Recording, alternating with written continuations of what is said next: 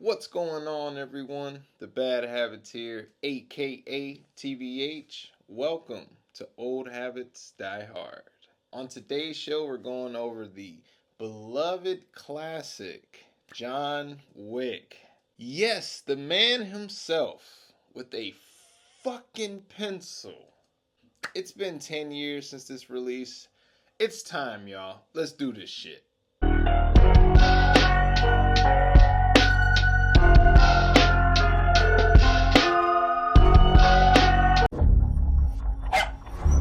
Daisy.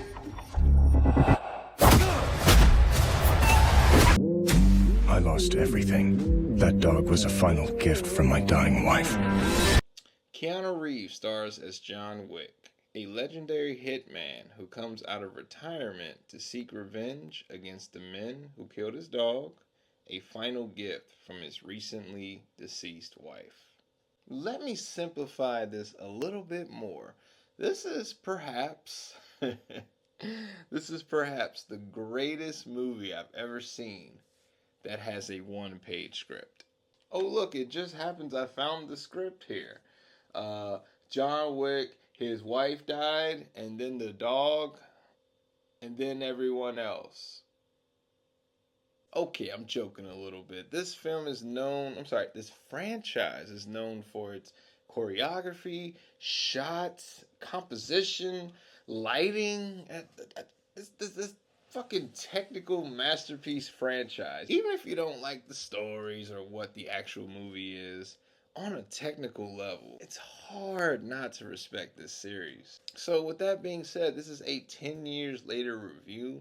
I'm not going to give a pro to every action sequence because, trust me, if you let me, I will. So, blanket statement, all the action sequences are dope, okay? Very scaled down compared to fucking John Wick 4. Very much scaled down. Lower budget, almost an indie film. This is almost like that Dread film that came out that no one watched but now has a cult following. Imagine John Wick didn't take off like that film and we never got 2, 3, and 4. And the upcoming Ballerina. I can't imagine that world because this franchise it's top tier. I'm going to say this also really early on. I'd have been okay with they didn't make any more films because in the way they set up the intro, it has one of those, we start at the end, essentially killed John Wick in the first 2 minutes. Another reason I say that is because honestly, he's a human in this film. I honestly think you could kill John Wick in this one. In 2, 3, and even 4. By the way, full spoiler alerts for all of them. Just expect that. They do really kill John Wick in the 4th one at the very end. I don't know how we're going to get a 5th one, but it's supposed to happen. Frankly, I hope they commit to the death and just make that chapter 5 before the 4th. I don't know. Figure it out. But, yeah, with this film, this is our first, entry point, our first foray into this world. And this is so damn interesting. I mean, there's all these interesting ass side characters. John Leguizamo plays Aurelio in this film, and he also shows up a little bit in the second one. It's a shame he didn't come back for the 3rd and 4th one. Characters like that kind of got sidelined. Where'd you get that car? What does it matter? As well as Jimmy the cop. I really wanted to see more of him, especially in the sequel to this film, but sadly it doesn't come back. To be honest with you, this one feels really disconnected from the rest of the chapters. I'd say that's probably the biggest con for me with this one. Also, it might be the last time we see Keanu act. Yeah, I know he still makes movies, but acting, there's this monologue near the end when he's talking to the bad guy of the film. He actually really does kind of put his all into that one. 1 year after that, there's that infamous scene from Knock Knock. You sucked my cock! You both fucking sucked my cock! It was free pizza! Free fucking pizza! Also, I need to give a shout out to poor Daisy. She's this cute little dog we get early on. Without her, this series does not take off. Frankly, she kind of feels forgotten about in the sequels. We still get talk of Helen. Hold on. What the fuck am I talking about? Let's be real. All that shit's a con, sure. But the biggest one, actually, the biggest con is making Vigo the fucking final main boss. A heavyset alcoholic chain smoker? What? No, that's not John Wick's final boss. I'd have been okay if he gave it to fucking Yosef, aka Theon. Sure, I really wanted to punch that motherfucker anyway. You obviously get more, grand, extensive villains in the sequels, but yeah, no.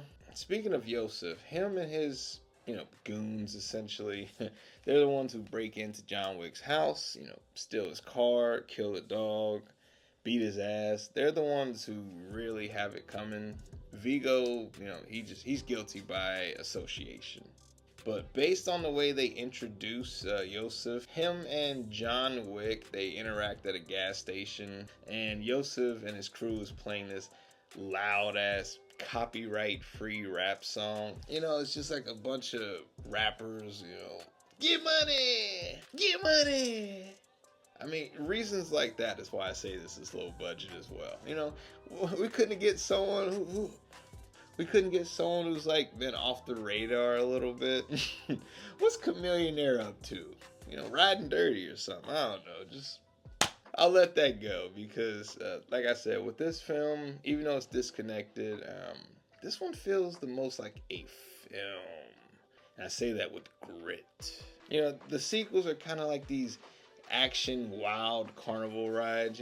They're experiences is why I say that. And that's not a bad thing too, because I luckily it saw the fourth one in theaters, and what an experience.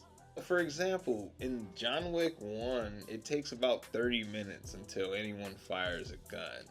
Whereas, you get 2, 3, and 4, they're opening with gunfights. One of the pros I give to this film is the comedy aspects. There's not a lot, to be fair. This isn't a wacky Ethan Hunt Mission Impossible film where they're just quipping left and right. But most of the comedy comes from Vigo and Dean Winters, the Allstate Mayhem guy. Those two, I'd take a spin-off or a fucking series. Even to the end, I love that Vigo is constantly just fucking with this dude, and they both die in the end.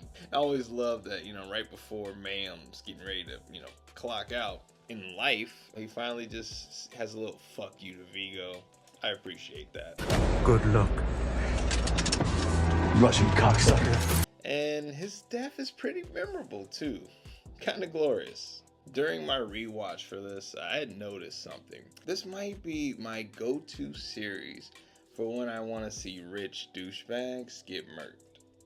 And yes, I'm aware John is also rich. But when he had Yosef in his sights at that club, and he just turned away, that's badass. He said, "Not yet, bitch." And let me pull the carpet out from underneath John really quickly. Because that was badass. But a second later, he's literally trying to kill Yosef. Another character who doesn't make it out of this film is Perkins. There's not a lot of women in the first film, at least. But Perkins is actually a really cool mini-boss. She's one of those get it done by any means type of people. And, it's a world of assassins and hitmen. So, yeah, we need those. She is so about that life that she's willing to break the rules of the Continental Hotel. This is a sanctuary for assassins, essentially. You cannot conduct business. I mean, if you do, there will be some huge consequences. See any of the sequels after this one and you know what I mean? But she almost gets the drop on JW. Now, also, I know he's injured in this fight scene, but to be fair, she was this close if it wasn't for, fucking Green Goblin saving the day. You're always a pussy. And within that scene there, we get Sharon, who's, calling on the phone because of the noise complaints. And, Sharon, Or we need to get into him. And Sharon never skips a beat. You know, he's just.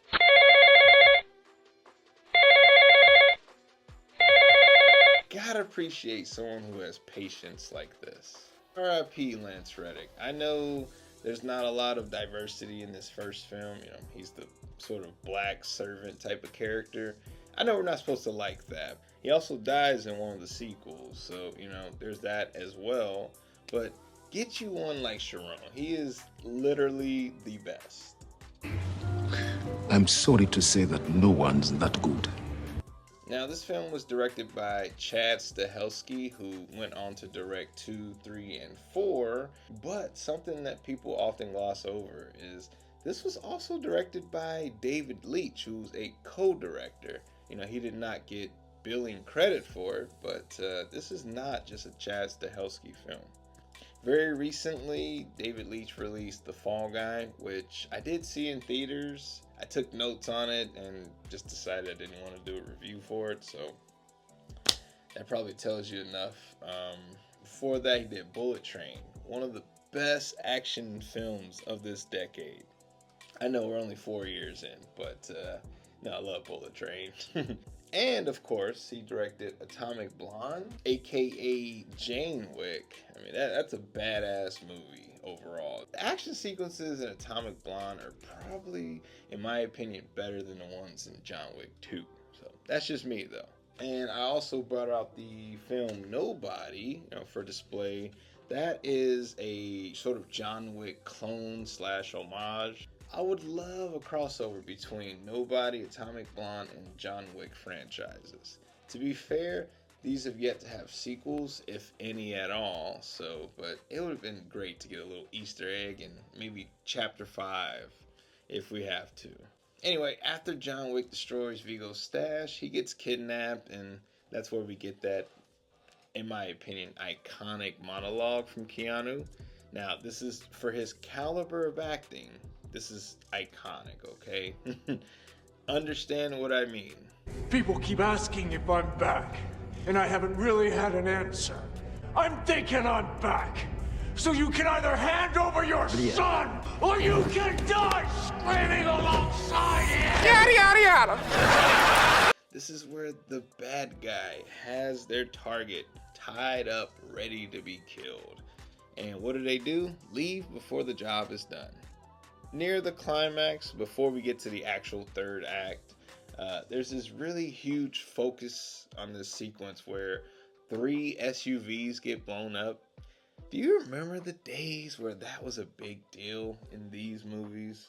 No, that's not a big deal today, but in this low budget ass indie film, they were like, look at this shit right here. We got our shot lined up. This is probably the most expensive one in the movie. I already mentioned that the final fight comes down to Vigo versus John Wick and how unbelievable that shit is. Let me say, good for Keanu to sort of pull some of his punches and not completely embarrass the guy. Now I'm saying Keanu, not John Wick.